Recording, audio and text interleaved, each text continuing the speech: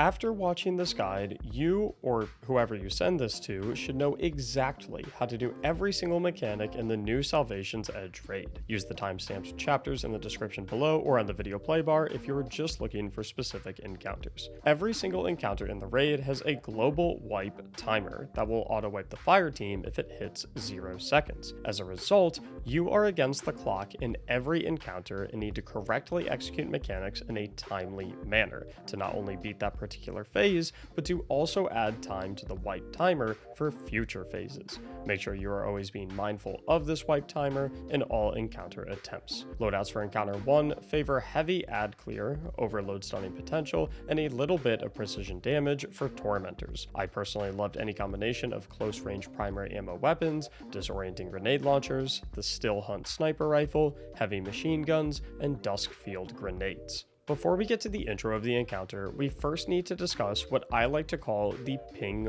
pong pads, the core mechanic for not just this encounter, but for the second and third encounters as well. When energizing a ping pong pad, typically by killing a different tanky enemy depending on the encounter, you'll see it glowing, indicating that it can be tapped to send the energy beam down the relay to another ping pong pad. You will quite literally see it travel across the line on the ground until it reaches another plate, at which point that plate that it went to will then glow, indicating that it can be tapped to send the energy beam back to the original plate. Timing is extremely important on these pads, as jumping on them before the energy beam arrives or waiting too long to jump on them after it has arrived will deactivate the plate, spawning a subjugator that will turn off the plates until it is killed. But why do you want to send this energy beam back and forth between the plates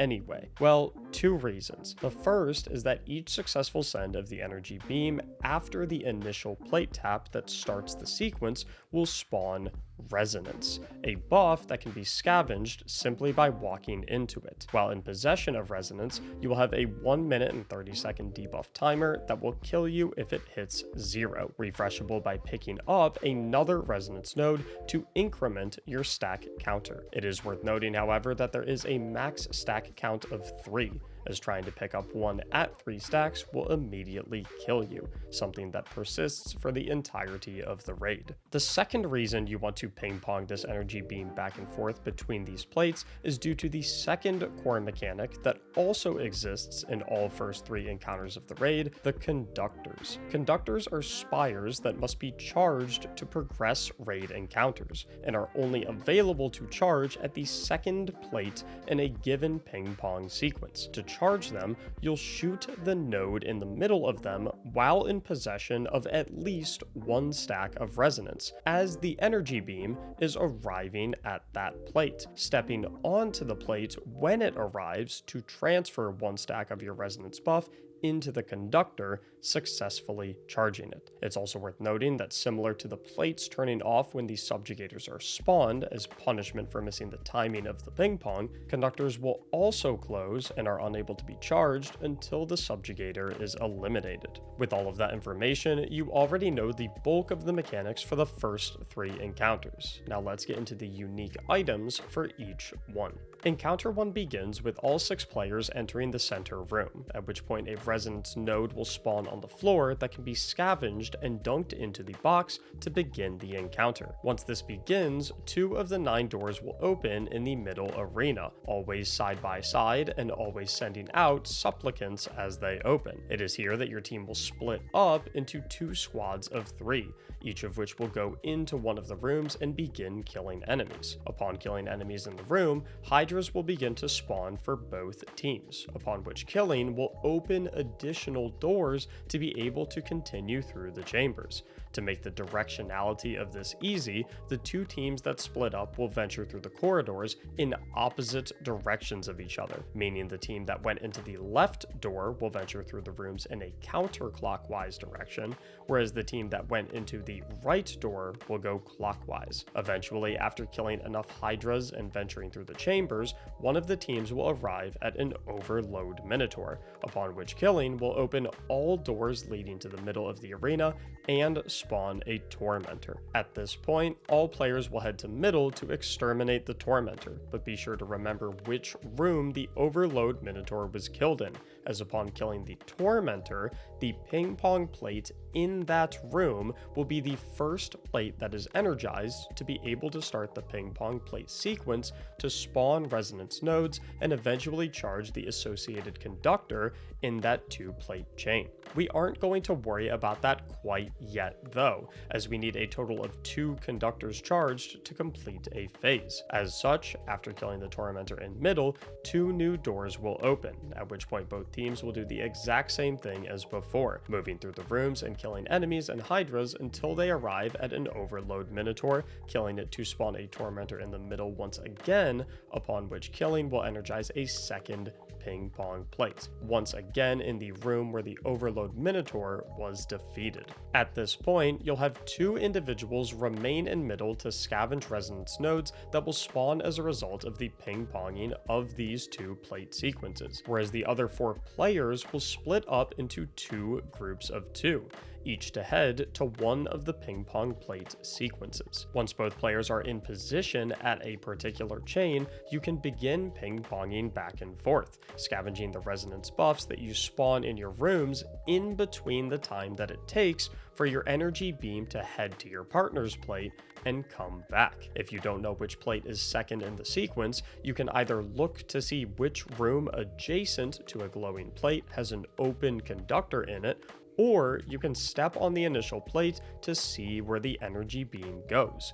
You always get 1 courtesy energy beam send that can be unreturned without any punishment for this purpose of being able to immediately find out which direction plate 2 in the sequence is. Once everyone on the team has scavenged 2 to 3 resonance nodes each, the ping pong plate players on the second node in the sequence can shoot the node in the middle of the conductor as the energy line is arriving to their plate, stepping on the plate to deposit that resonance and charge the conductor. Once both conductors are charged, all players will head to mid to meet a subjugator, upon which killing will spawn the orange box that you dunked a resonance node to originally start the encounter. The first player that interacts with this by depositing their resonance buff into it will extend the global wipe timer by 20 seconds and open the box so that all other players may deposit their resonance stacks. After the box is opened, every single stack of resonance deposited will add 20 seconds to your wipe timer to allow you to have enough time to rinse and repeat everything you just did in the next phase. It is extremely important to note, however, that the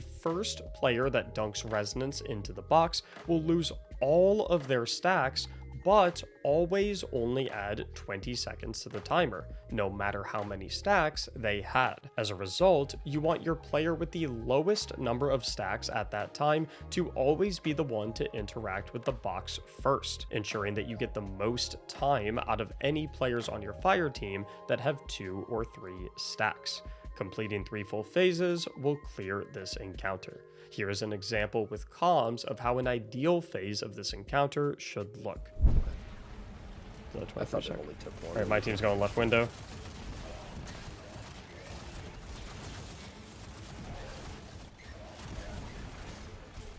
Counterclockwise. Oh.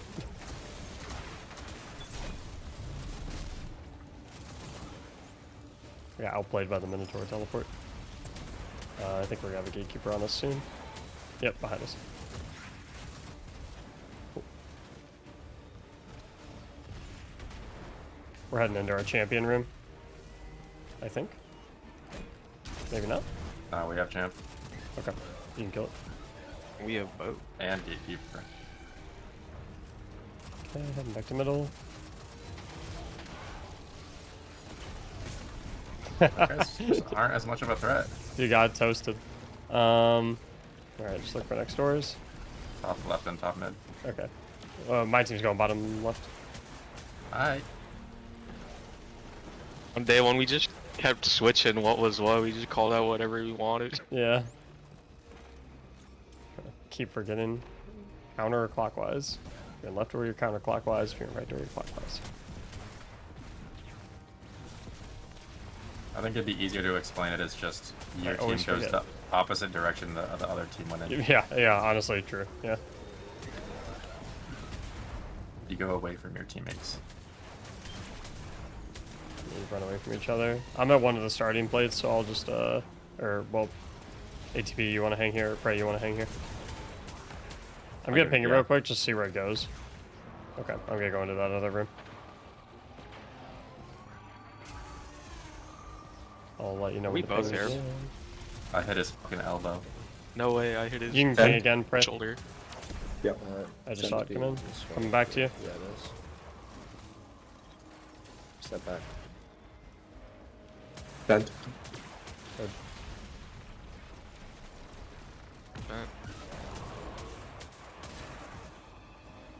Step back. Bent. Okay. I'm gonna send it back to you one more time, just so I have time to pick up this third resonance, and then your next send will be your last one, Prey. Yeah. Bent. Thanks. I have times one. There's one down here, Sherry. I just Oh, charged mine. never mind. Oh, this shit's gone. I'll start. You have X1, you said. Yeah. Alright, I'll let you bank yours. And then everyone banks.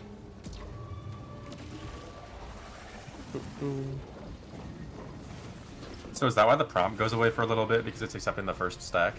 Yeah. So the first stack opens the box, is the way I think about it, and then once it's open, And you it can says dunk as many as you want. And it says the hunger thing. Matt, go top left.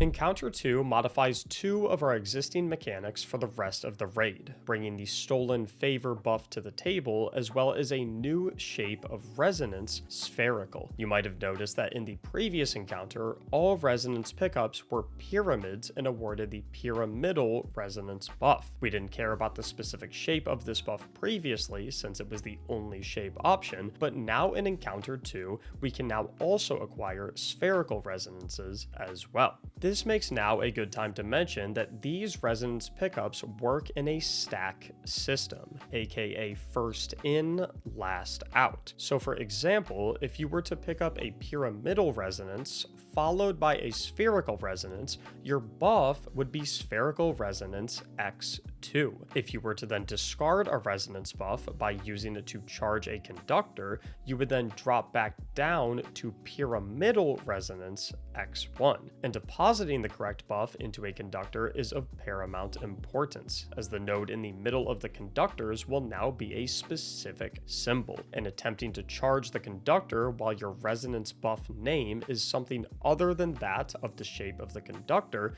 you will instantly wipe the whole raid. But how do you know what shape that conductor wants anyway? Well, that is where Stolen Favor comes in. A new, extremely simple buff, which simply allows the wielder to see which symbol is in the middle of the conductor, and thus which one is needed to be deposited to successfully charge it. Absolutely nothing more, nothing less. People without Stolen Favor can still charge these conductors, even though they can't see the symbol inside of it. Favor is strictly an information-based buff, not an interaction-based one. But how do you get Stolen Favor? Well, let's get into the second encounter to talk about that. Before beginning the encounter, swords are absolutely peak for getting an easy 2-phase on this boss. A loadout consisting of disorienting grenade launchers, primary ammo ad clearing weapons, and swords will have you through this very easily. The encounter begins with the team splitting up into 3 groups of 2, with one pair remaining middle in the spawn, and each of the other pairs going left or right. After a moment of fighting ads, one player from each side will be summoned to combat, shown in the chat and indicated by the Call to Reckoning buff on the top of their screen. This buff requires these players to go to the middle of the arena to hop into the boxing ring with the Herald, shooting his head to spawn 3 blights around the arena that can be present in 4 possible locations: high up in the sky on the left, in the back of middle, over on the right, or dead center in the arena. You will know that these blights are active as indicated by the small blight dot above his head. The entire team must be looking for and killing these blights, as once they are all dead, the blight dot will disappear from the herald's head, at which point the Call to Reckoning players inside the boxing ring can shoot his head until it breaks, converting all of the Call to Reckoning players into stolen favor buffed players. At this point, all former Call to Reckoning and now stolen favor players will head back to their sides, getting ready for the ping pong plate phase at the plate adjacent to the conductor, of which they should now be able to see the symbol in the middle needed to successfully charge it, sphere or pyramid. All while this is occurring, the player on each side that did not receive the Call to Reckoning buff will instead be fighting a taken mini-boss enemy specific to their side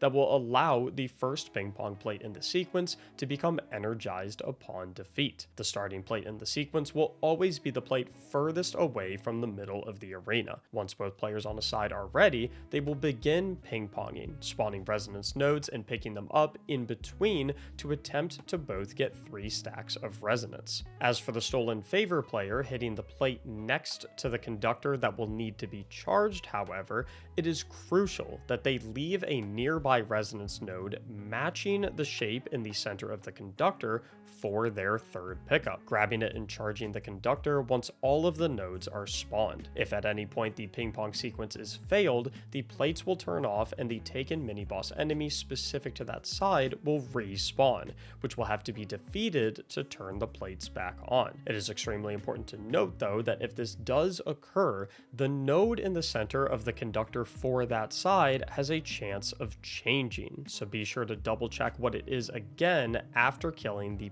punishment taken mini-boss. And if you do end up in a situation where it changes to the opposite of your most recent pickup and therefore your buff name, and you are either at 3 stacks or have no more nodes to pick up, you can simply have your partner or another teammate that is already done with their side come over to charge your conductor for you. Once all 3 conductors are charged, the resonance dunk box that operates identically to that of the first encounter will spawn in the back middle of the room, beginning the DPS phase where you'll eviscerate the boss with swords and then head to the next phase, the wipe timer of which will be increased depending on how many stacks of resonance your team dropped into the box. Rinse and repeat until you get to final stand, where all 3 of the taken mini bosses will spawn in middle and can be completely ignored as you finish off the boss. Here is an example with comms of how an ideal phase of this encounter should look. I don't think I need a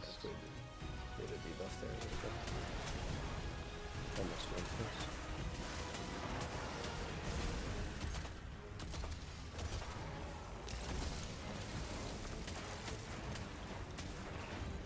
Right now I need to pray I get the Call to Reckoning buff. I forgot to switch my loadout back. Oops. What are you changing? Alright, cool. I got Call to Reckoning. I switched to Celestial for damage. I have the handshakes on for this. I did the mid. Alright, I'm spawning the blights in. Okay. They're spawned. Middle's dead. Light on Sting. This dead. There's still one middle. I still have my big guy alive. I'm gonna kill Sting's middle blade. I just killed it. Alright, we can kill head now. Good job. I'm gonna finish with this guy's Sting. You can head back. You hear me, Dusty? You were circled. Yeah. You already can just just do the top one, Prey. Just grab the resonance. Like You can send now, top. Sting.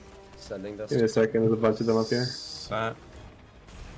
Scene, send And and back. sending. My finisher's a pyramid. Sending back. Sent. Set. Okay, I have final pyramid on me. I'm gonna get that far Send. left side one. Uh, After this next send of yours, I'm gonna kill Sting. If you want to close, you can. Okay. After. Set. Let me know when you have X3 Prey, and I'll close. Okay, just give me gonna 1 get down second. more time. You can close now. Middle's Okay. closed. And Set that heavy back. brick, the game is You being can too close on kind. this one. Sure, if you want to. Yeah. That's what happens when you're recording gameplay. Game looks Real shit. favorably on you. Alright, whoever has X1. Not that it matters, I suppose we're going here.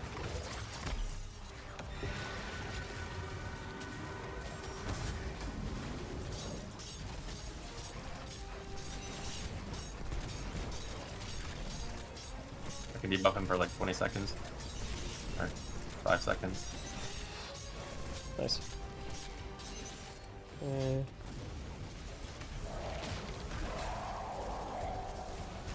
Oh.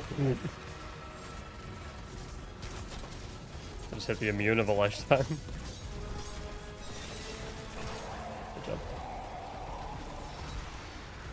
In between encounters 2 and 3, after you get done scaling the outside wall and run into a bunch of enemies, you will have a secret chest in a cave to the left. Simply head to the back left corner and cram yourself into the gap for a free piece of extra loot. For Encounter 3, we are now introduced to another shape of resonance, hexahedron. This coincides with the now third possible type of shape inside a conductor, indicating that it requires that type of resonance to be charged, a cube. In this encounter, there is also now a witness laser resonance attack where he will put a rectangular box on the ground, indicating that he is about to send out a resonance blast at that location. Simply avoid dying to these during the encounter. Other than that, there are literally no new mechanics to the third encounter. It's simply a stress test of what you already know. Loadouts for this encounter encourage a lot of ad clear potential as well as precision damage for tormentors, urging players towards snipers and heavy machine guns, and perhaps even a divinity. The fight consists of successfully moving through 3 rooms, where each room has 3 pairs of ping pong plates, each with their own ending conductor. As such, the team will want to split up into pairs, one dedicated to the left set of plates, one to the middle, and one to the right, with each player in a pair being assigned to either the starting plate or the ending plate to kill the conductor. Each room will begin with 3 tormentors that must be defeated to open the conductors, also granting the stolen favor buff to the player that lands the final blow on the tormentor, allowing them to of course call out which conductors hold which ending shape. To be honest though, it doesn't really matter who gets stolen favor, or even if one player lands the final blow on all 3 minotaurs, as long as someone who does have it is ready and willing to call out each final symbol on each of the conductors. Furthermore, these ending symbols on the conductors will always be unique of each other, with one always being pyramid, one always being sphere, and one always being cube. So even in a situation where you can only see 2 and can't run over to the other side of the map to identify the third,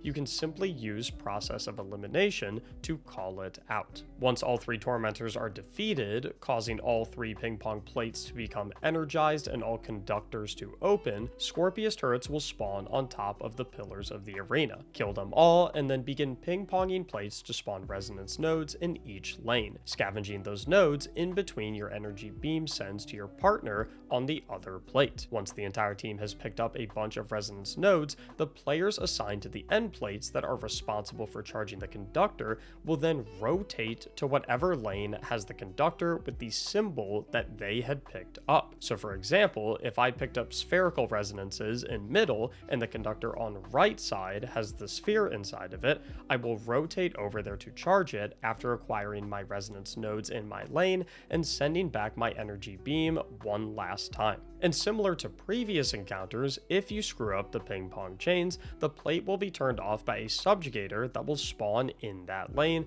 which will need to be killed to reactivate the plate. These guys aren't really that big of a deal though, so if this does happen, don't sweat it too much. Once all 3 conductors are charged, the Scorpius turrets will respawn, needing to be killed before the team can dunk all of their remaining resonance stacks into the dunk box that will spawn, adding timer for the next room and spawning an unstoppable champion by the door to the next room that must be killed to open the door and progress. For the second room, the wires between the starting and ending plates now crisscross in an attempt to jumble things up. The simplest way to deal with this is to maintain the same pairs of players you entered into the encounter with by having all ending plate players remain at their same ending plate, whilst having the starting players switch to whatever starting plate is paired with their ending plate player from room 1. So for example, in room 2, using this diagram, since the starting plate that will eventually end in middle is now on the left, the player who was on the middle starting plate in room 1 will now switch to the left starting plate in room 2, so that they can stay paired up with their middle end plate player. The same goes for the player originally on the left starting plate in room 1, switching to the middle starting plate in room 2 to remain paired with the left ending player. Exactly as you did in room 1, kill 3 tormentors, kill Scorpius turrets, have a stolen favor player call out conductor endings, ping pong, pick up resonance, charge all 3, kill Scorpius turrets, dunk in the box, kill the unstoppable, and on to the third and final room. Once again, starting plates have changed, so now whoever is paired with the middle end plate player will take care of left starting plate, whoever is paired with the left end plate player will now take care of right starting plate, and whoever is paired with the right end plate player will now take care of the middle starting plate. If that explanation is confusing, just think of it like this. The position of the ending plate players will never change, so simply use the diagram to be at whatever starting plate will end at whoever you have been partnered with for rooms 1 and 2. Now room 3 of course begins in the same fashion as the other two. Kill 3 tormentors, kill the Scorpius turrets, call out conductor charge shapes, and ping pong to create nodes. The thing here though is that not only do the nodes spawn all over the place with no rhyme or reason to shape positioning, but also that we don't really care about picking up a ton of resonance to extend the timer for the next phase like we have in previous rooms, because this is the final phase. As such, my favorite strategy is simply to have each ending plate player worry about scavenging 1 stack of resonance that matches their conductor's symbol and charge their own conductor once all 3 players have communicated that they all have at least 1 stack. All you need to do other than that is to make sure that at least 2 of the 3 starting plate players scavenge 1 stack of any resonance as well, for 1 to open and the other to dunk into the resonance box that will spawn after charging all 3 conductors to clear the encounter. Here is an example with comms of how an ideal run of this encounter should look. Alright, I'm ready. Alright, I'm starting.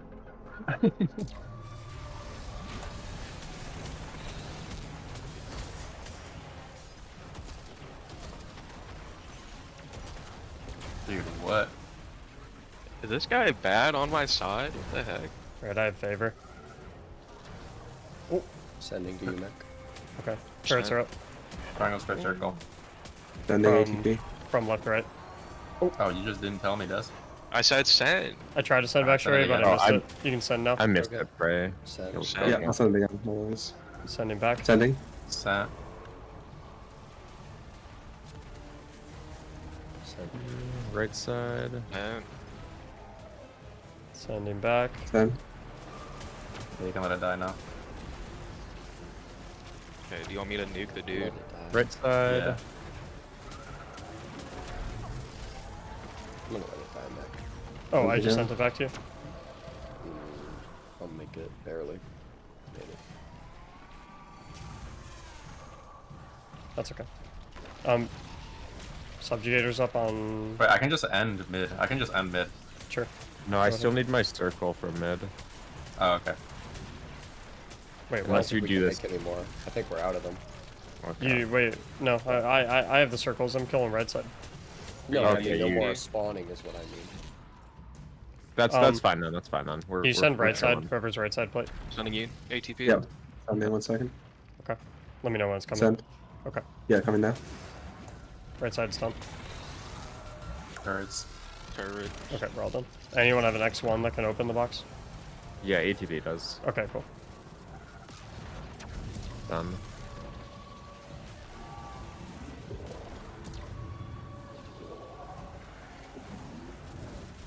Yeah, the way I do it is just get the shapes that are in your lane and then venture around to whatever. Yeah, that's how we did it on our first clear, but then I ran it with Data last night. They had some like whack strategy. Yeah, so no, we people used do it that. very differently, and I don't like it the way most people are doing it.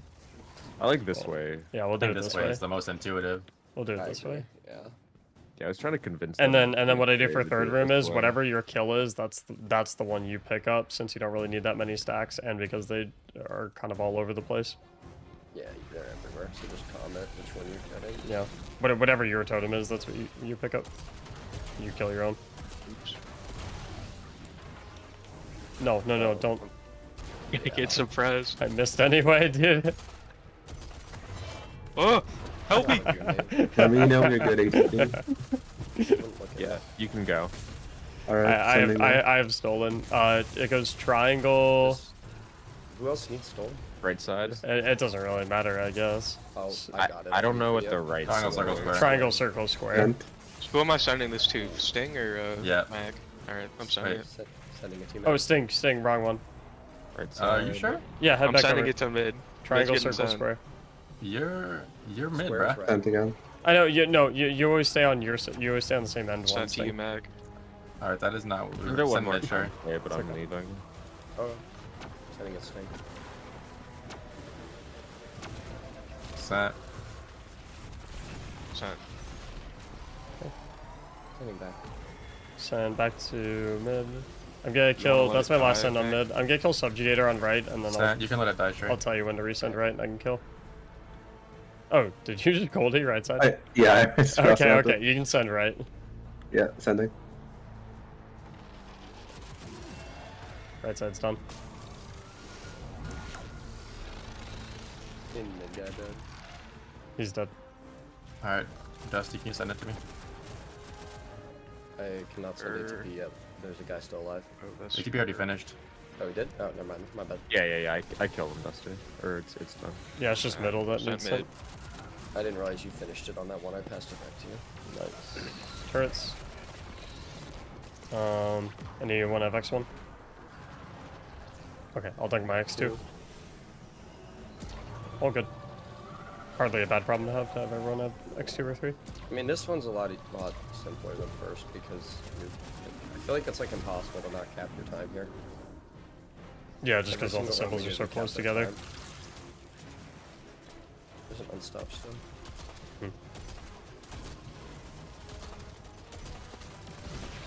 You need mods. Unstoppable. Yeah, Unstoppable's overrated.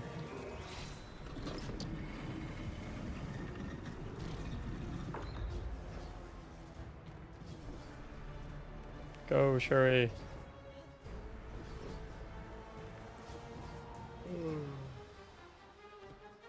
Alright, so when we all have like X1, we just kill. Yeah. Yeah. I need to take a shower. Why did I do this? I'm so stupid. I didn't break his shoulders in. Oh. You can give one of his shoulders a real rough time. Alright, see if my aim's actually good. Okay, if they're just gonna perma-hide. Okay, that actually hit. He's literally hiding behind the Cube pillar. is left. Cube, circle, triangle. So I'll get circle. Sting, you'll get cube. HB get triangle. Alright, I'm sending mid for whoever Yeah, wants to pick that up. Sending. sending back. Or you can send Fried by whatever. turrets. Send it back again, Dusty. Send. Sent. Okay, Set. Right again. here it comes back. You want me to keep it going, or? I have, yeah, just keep Send. it going. I have my circle. Alright. Oh, we're just doing one, right? Yeah, just Send. get one. You ready Set. to close ATP? I just sent. Yeah, I have my triangle. Send him back. Yeah, I sent. Sting, do you have your cube? Yeah. Okay, we can all kill them right now. Send. Where's my subjugator at? Alright, send it, Prey. Yep. Sent. It's there, Sting. Nice. Then we need 2 different people to dunk resonance. I have 2. Okay. I also have 2. Okay. Yeah, we just need 2 different ones. One to open the box and one to dunk, one to register it done.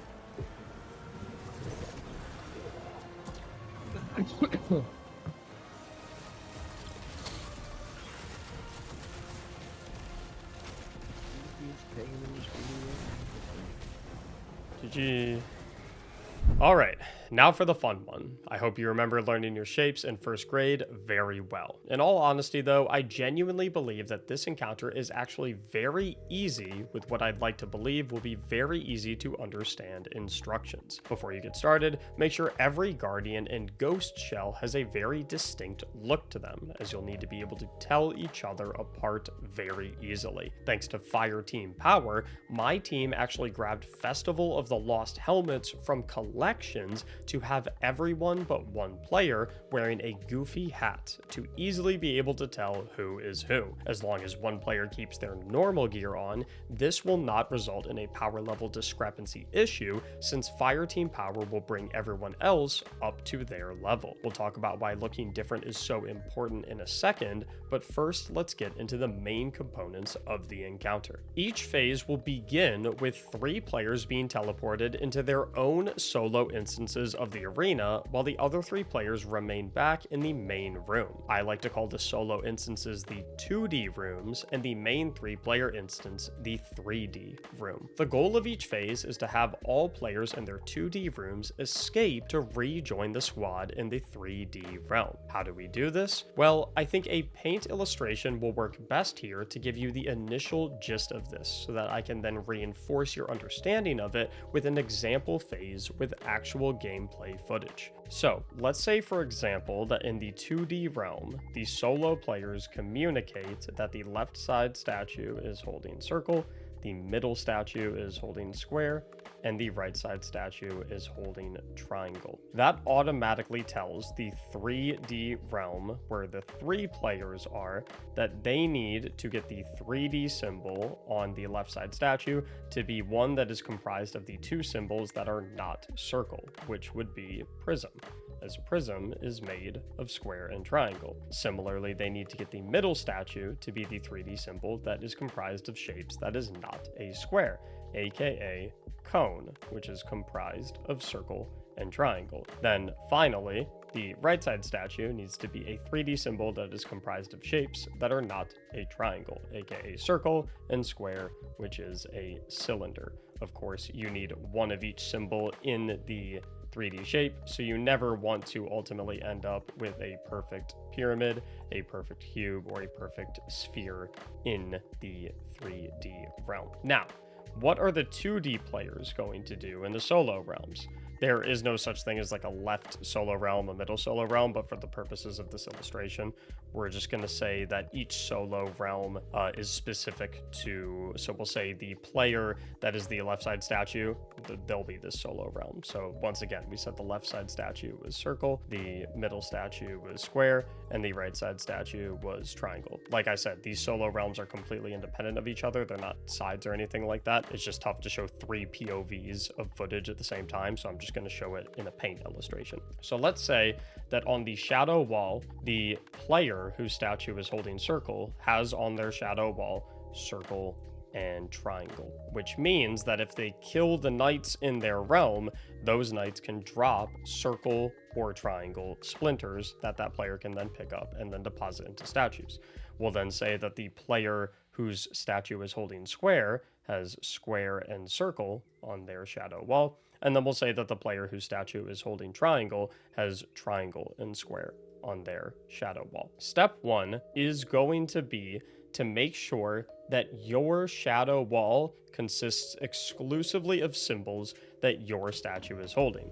So, since, for example, the circle statue player wants to have 2 circles, the square statue player wants to have 2 squares, and the triangle statue player wants to have 2 triangles. To do this, every player is responsible for killing the knights and only picking up symbols that do not match their statue shape.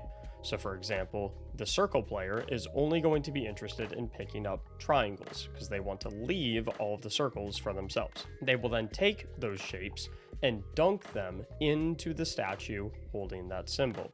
So for example, in this scenario, the circle side player would kill a knight until they find a triangle, they would pick up the triangle, and they would dunk it into the triangle statue. The square side player would kill knights until they find a circle, they would pick up the circle and dunk it into the circle statue. The triangle side player would kill knights till they find the square, pick up the square, and dunk it in the square side statue.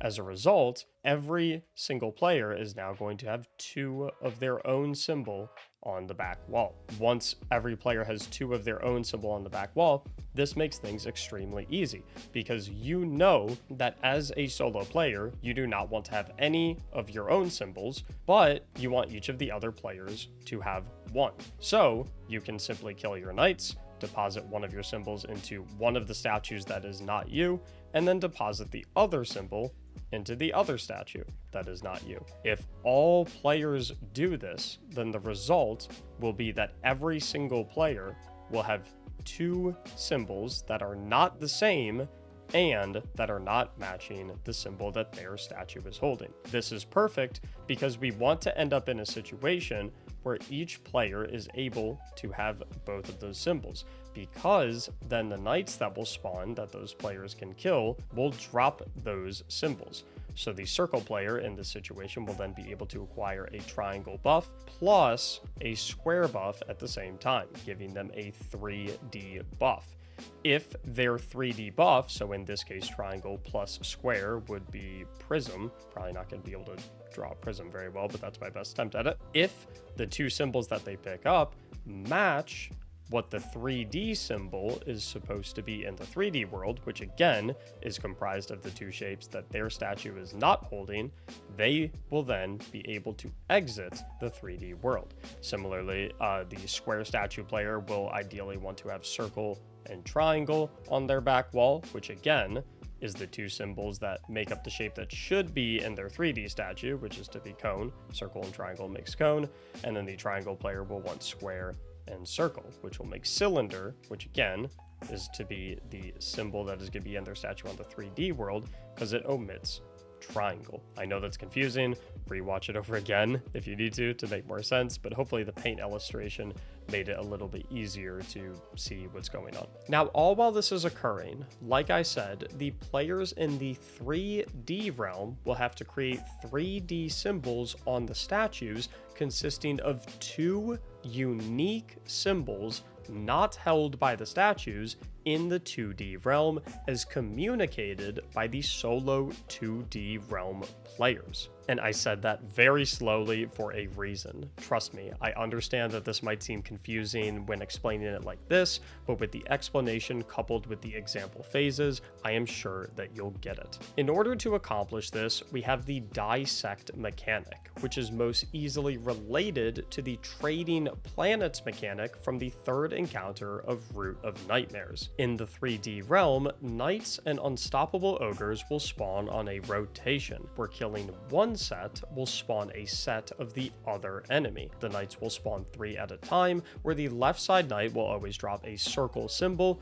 middle always triangle, and right always square. Picking up a symbol and depositing it into a statue is basically you saying, hey, I am taking this symbol away from your statue and giving it to the second statue that I interact with. You'll then pick up another symbol to deposit into a second statue, which is basically you saying, hey, I am taking this symbol away from your statue and trading it with the symbol that I took from the first statue. That is literally it. Don't overthink it. It really is that simple. You are just trading the symbols between the statues. And don't worry, I'll show an example phase of this mechanic executed as well to hammer the information in. But first, the final mechanic of this phase is the Guardians Saved mechanic, which is the reason we equipped those Festival of the Lost masks in the first place. After approximately 8 or 9 total statue interactions across both realms,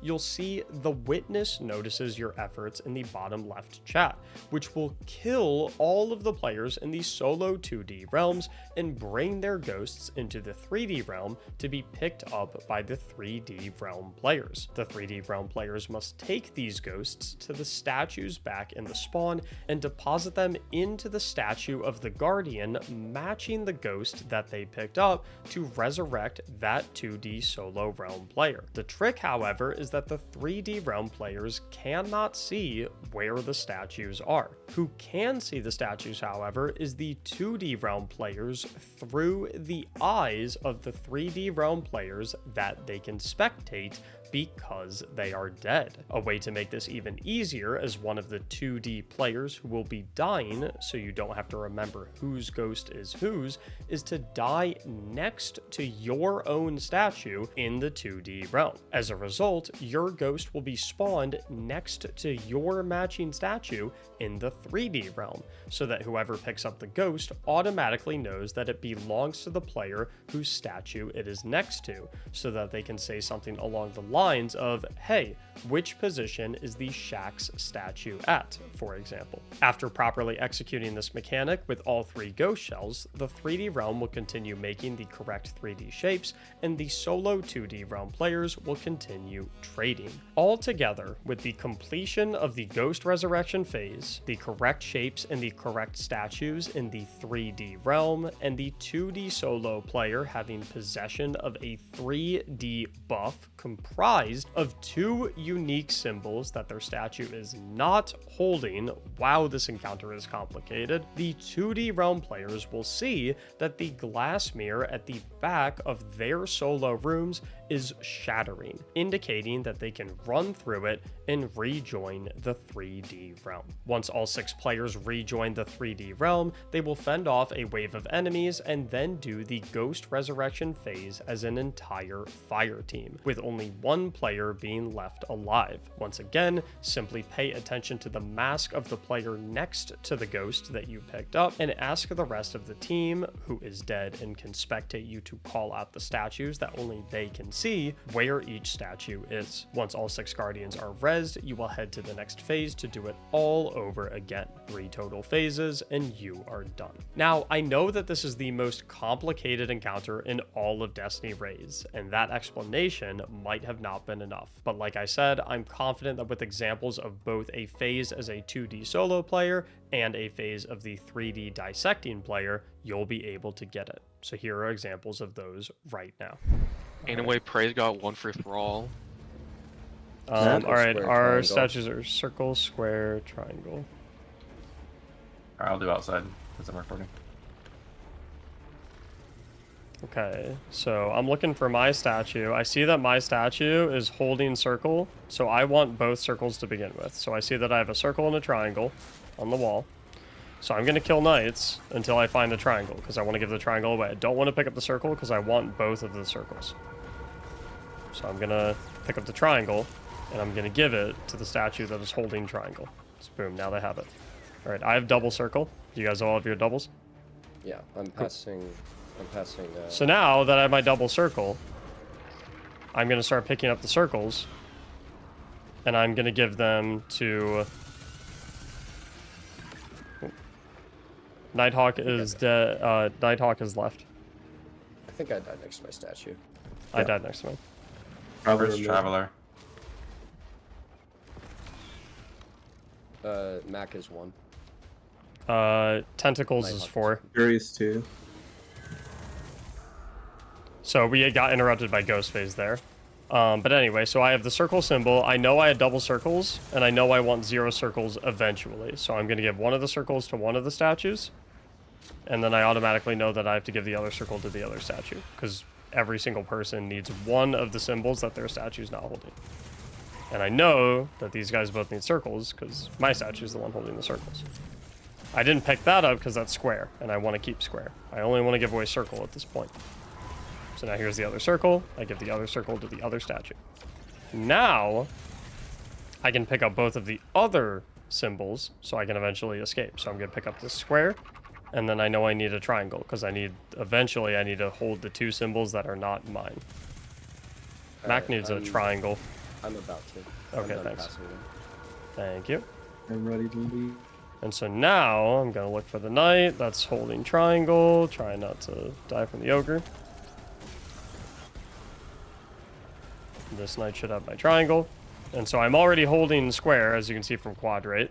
So when I pick this up, I get a 3D buff, and you can see the glass. It's like making a bunch of noise, shattering, and I can walk right through it.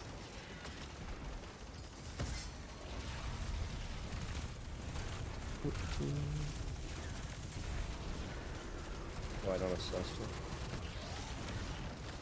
Yeah, I discovered that earlier too. Spread out. Yep.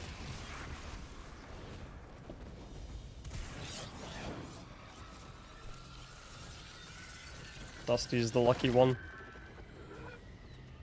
Oh boy.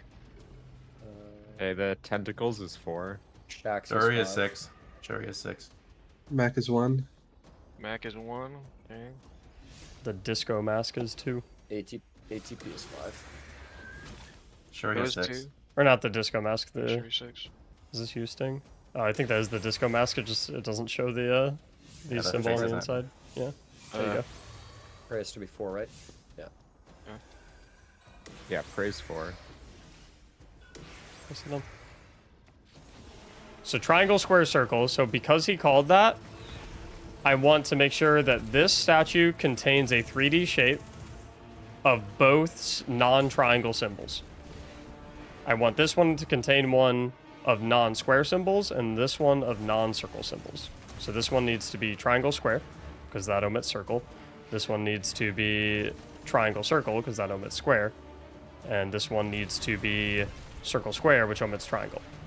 So I see a triangle in here right now. I automatically know I want to get that out. So I'm going to find the triangle buff, which is always going to be the center knight. So I'm going to pick up the triangle, and I'm going to interact with the statue, which is basically me telling the statue, I'm taking away your triangle and giving it to the next statue I interact with. And I know that this one already has a circle, which means it needs a square. That's all that's left. It needs a square. First, I'm going to do Ghost Phase, though. Where's Shaq's helmet? Banner E Traveler. Disco Ball. Alright, I think this is Where's Shaq? Shaq's No one's helmet? at the... Shax's helmet is Jade Rabbit is 1. Shax's 5 is Shaq's helmet? Okay, thank you. Yeah, and So now I'm going to get back to it. So as I said, I want to give this one a square. So what I'm going to do is I'm going to find the right side knight, which I know drops a square. He probably ran all the way over here because we were doing ghosts. And I'm going to interact with a statue that is not supposed to have any squares, which is this middle one. So I'm going to take away the square from middle and give it to left. And the previous symbol I just interacted with, triangle, I just took it away from this one and gave it to that. You're trading them. That's all you're doing. So this one's perfect. It's a cylinder, which is made of square and circle, which does not have any triangles. So that one is done. These two, however, are perfect shapes. You'll also notice that this one has offering denied because you cannot interact with the same statue back to back. So this one cannot have any squares, but it's double triangle, so it needs a circle. So I need to take away a triangle from this by dunking a triangle in there, and take away a circle from here by dunking a circle there. So first, since I can't interact with the middle statue because I just previously interacted with it, I need a circle buff first. So I'm going to come over to this left side knight, who I know drops circle. And I'm going to pick up circle, and I'm going to dunk it into the right side statue, which is me saying, hey, I'm going to take away your circle and give it to the next statue I interact with. And I know that the next buff I need is going to be triangle, because I need this one to have a triangle, and I know I need to take away a triangle from this one, because this is double triangle. I know triangle spawns from middle knight, so I'm going to pick up triangle. I'm going to dissect here, and you'll see this will now become a cone, which is circle triangle, which does not have a square, which is perfect. And then the other one was, it did not need circles, so it was prism, which would have been square triangle. In the jumping puzzle to the final boss, as you get close to the arena, make sure you go back down just a little bit to grab the second secret chest, located in this little cubby here. This one is pretty easy to find just by making your way to the end of the jumping puzzle and backtracking down to the right a little bit. Another tip for this jumping puzzle is that if your fire team has players on it that are not particularly great at jumping puzzles, even though technically the game requires all 6 players to be at the door to allow you to enter the encounter, there is actually a way that one player can make it to the top and jump over the arena, getting inside, starting the encounter, and pulling everyone there. Just wanted to let you know in case you're a little impatient or if you have teammates that struggle with verticality, we'll say. As for loadouts for the final encounter, the Still Hunt sniper rifle, especially when paired with Celestial Nighthawk Golden Gun Hunters, is absolutely absurd for boss DPS. In fact, I've made an entire build video on it, so head down to the description to check that out if you want to take that into this raid. Other notable mentions can be Well of Radiance or the Healing Turret exotic on Warlocks and the Twilight Arsenal super on Titan. Once you enter the final encounter, you'll notice that the room is split into 3 parts: the left side, the middle circular plate, and the right side. We're going to have 3 players on mechanics and 3 players on ad clear, with the 3 ad clears needing to cooperate in order to make sure both sides are dying quickly. Throughout the encounter, you'll see some major subjugators spawn, a strand one on the left and a stasis one on the right. I highly recommend using Still Hunt to immediately burn these enemies down, as they can prove very deadly if you give them time to attack you for long. Other than that, just make sure that you're killing the Scorn immunity totems as soon as you see them, and not letting the Screebs or Weavers annoy the mechanics players too much. As far as roles go for this encounter, you'll have 3 mechanics players and 3 ad clearers, one of which will focus on each side, left or right, and the third of which will float. The resonance buff returns in this encounter, but has a very different acquisition method. In this encounter, the Witness has 3 hands that will spawn that each do a different attack. A hand that comes out of the ground to do a bee's drone strike to a circle on the ground, a hand that comes out of the sky to do a triangular mine attack on a random player, and a hand that comes out of the side to do a rectangular wall attack on a random player. As before, all of these attacks have indicators on the field that show where the attack will go, but this time you actually want to stand inside of those indicators, as standing inside of them will grant you the resonance buff of the shape of that indicator, meaning the circular ground hand bees attack will grant spherical resonance, the triangular sky hand mines attack will grant triangular resonance, and the rectangular side hand wall attack will grant hexahedron resonance. Just be careful not to stand in these too long as to not get hit by the attack that they will eventually do. Each of the 3 mechanics players will pick one of these 3 hands and attacks to absorb for the entirety of the fight. Additionally, when standing inside the attack indicator, you will be able to shoot the wrist of the hand executing that attack, breaking it and revealing an inner bracelet that will either be red with a pattern of squares, green with a pattern of triangles, or orange with kind of a circular thing going. This indicates which resonance buff is required to kill that hand. So for example, if while the player dedicated to scavenging the spherical resonance buff from the ground bee's hands shoots the hand to reveal a green bracelet with triangles, they would call out bees is triangle, alerting the player in possession of triangular resonance from standing in the mines attack that they will be able to come over and kill the bee's hand. To kill a hand, assuming you're in possession of the resonance that matches the shape that was revealed on its wrist, you'll step into its attack indicator and shoot its wrist. Be sure to shoot its wrist immediately after standing in though, as standing in the indicator for too long will grant you the resonance of that attack, incrementing your stat counter and overriding your previous shape of resonance. Killing a hand will award the killer the Glyph Breaker buff. This buff allows them to break one of the witness's 6 glyphs on his chest, spawning a subjugator and getting you 1/6 of the way to a DPS phase. It's important to note that if a subjugator is already up, however, the game will not spawn another one, so a good strategy can be to break all 3 glyph buttons at the same time to minimize the strain on your ad clearers. From here, the 3 players need to just keep checking hands by standing in their attacks, shooting the wrist, and calling out what resonant shape is needed to break that hand. The reason we assigned each player to one type of hand at the beginning is because if you only break the same hand over and over, you will spawn extra hands that generally make the encounter more chaotic. So try to wait for each person to have one broken hand before breaking your second. Also make sure that you remember that if your resonance timer runs out, or if you pick up a fourth stack of resonance, then you'll die. In order to avoid this, anyone who makes it to 3x resonance or an ad clearer that accidentally picked it up can come to the middle platform the next time a mechanics player with Glyph Breaker is about to break a glyph, which will cleanse all resonance stacks from anyone standing on the middle platform. Another crucial thing to keep in mind for every phase of this fight is that after any one of the 6 hands that you need to break to reach DPS, the witness will randomly test you as indicated in the bottom left chat. He does this by spawning in a bunch of spikes in front of his face that you can break. It's extremely important, however, to pay attention to exactly when this message pops up in chat, because the hand that you killed to cause it determines the shape that you need to build to avert the wipe mechanic. If you break B's hand and he immediately tests you, then you need to build a circle out of these spikes. If you break Mine's hand, you need to build a triangle, and if you break the wall hand, you need to build a square. This graphic is incredibly useful for remembering which spikes you need to break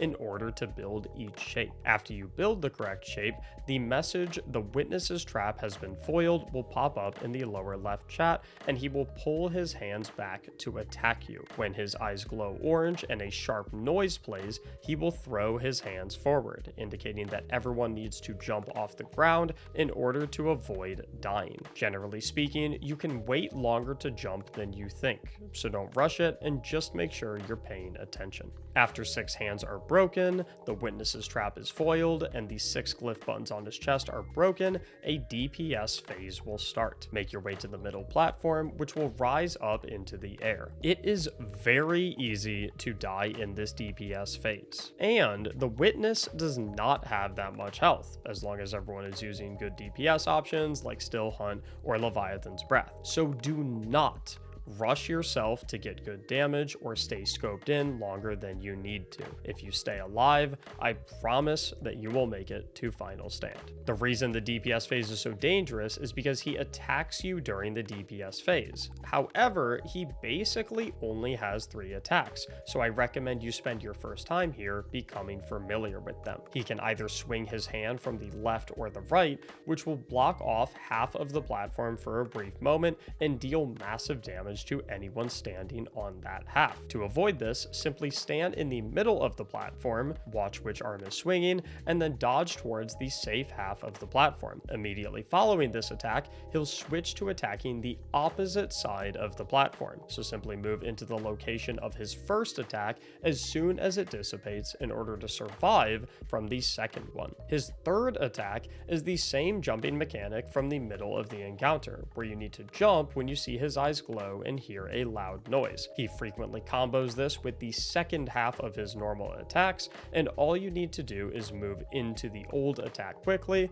either by sprinting over to it and then jumping, or jumping early and keeping yourself in the air for a moment. That's literally the entire DPS phase, and while this may seem like a lot, I promise that once you do it a couple of times and get used to the rhythm of dodge the first attack, go back to where the first attack was, and jump, then you will never be dying to the boss in this DPS phase. In order to make sure that the enemies aren't killing you, I recommend trying to clear as many as you can before DPS, as well as using things like Well of Radiance or the new Warlock Exotic Speaker Sight with healing grenades to keep everyone topped off. They won't save you from the witness's attacks, but they should make sure that nothing else can kill you. Just make sure that you wait to cast them until after the platform is risen up, otherwise they will be left behind down below. Once you're able to consistently make it through a damage phase with no or few deaths, you're basically ready to beat the encounter. Final stand is just a fairly generous DPS check, and as long as you save damage supers for it and don't die to those same attacks,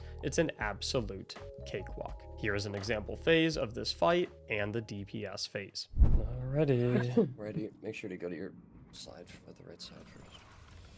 Here's my one. Okay, I see my bees on left. I think I can make that. Mine's a circle. Wall is triangle. Heard. Triangle bees as well. I'll get circle mines. Try to at least.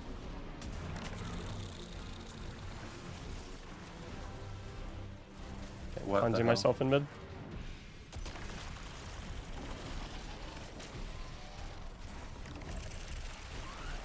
Nicely done. Waiting for next bees to spawn. What's left? I'm gonna RNG bees. No, let me get buff Yeah. first. Okay. You can get buff after he oranges it. Oh, Wall really? is triangle. Yeah. Yeah, I'm gonna shoot on the Yeah, nice. you can RNG it here.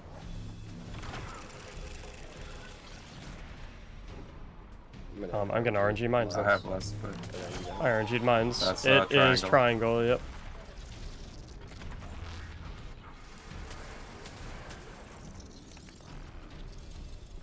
we should be ready for DPS after this too. Yeah, we are. Oh, really? You both have one? Yeah. Okay.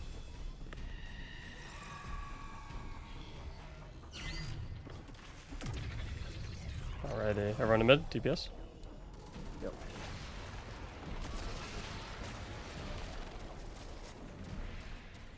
You get there, bro. Carol subjugator to the right, or left, I mean.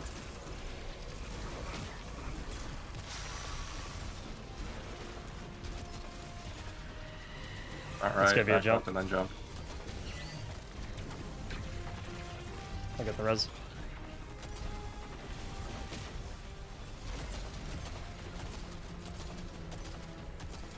Back right. Yep. And then front left front into left, jump. Jump.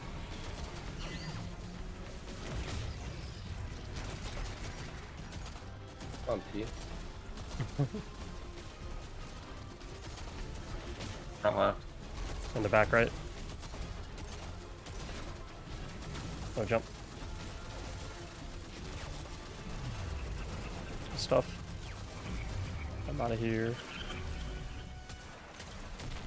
Yeah. So you can literally just eat the smack and you live. God damn it. No, evidently not. Well, I If guess you it's not if you're in that the likely. AOE, If your name's like, Dusty. and he doesn't directly smack you, you're good. Yeah, if you're like jumping away from it. I can't res though. Bye to bye. I don't have a token either. I need help with left subjugator. I can get. I I'll can get him I this can get this button. too. Wall is triangle. Bees is square. I'll get that. I need his left subjugator killed.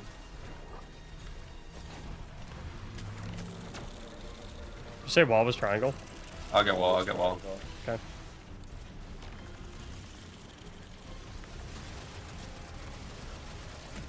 Left subjugator's dead.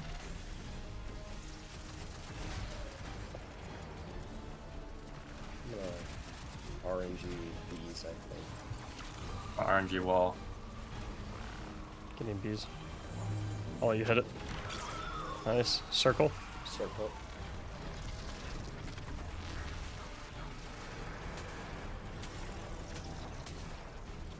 I like this mechanic. Yeah, it's I enjoy it a lot. Was anything circle, by the way? I think wall was. I couldn't see it. Okay. Was anything triangle? Not that I I'm aware of. RNG'd something and I don't know that. Alright, well, I RNG'd it. I have glyph breaker. Okay, we need one Yep. more. I have one. Go mid. I want to try and find some sniper ammo first. I have 0 bullets. I don't have what ammo either. I don't have my super. I don't have super I got either. some ammo there. I'm fucking suspended.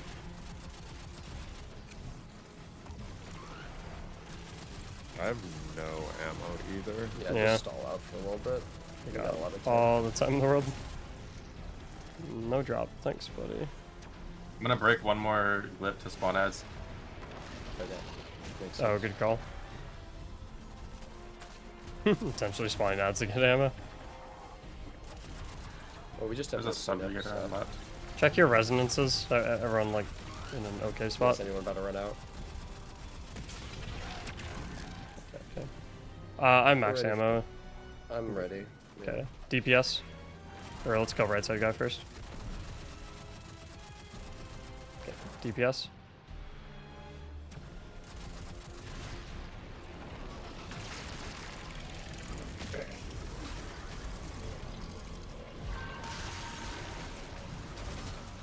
Front right.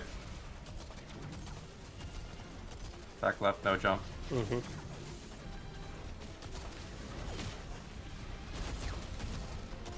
Front left. This could be a jump. In the back right. Oh! Oh. Never seen Cancel that it. before.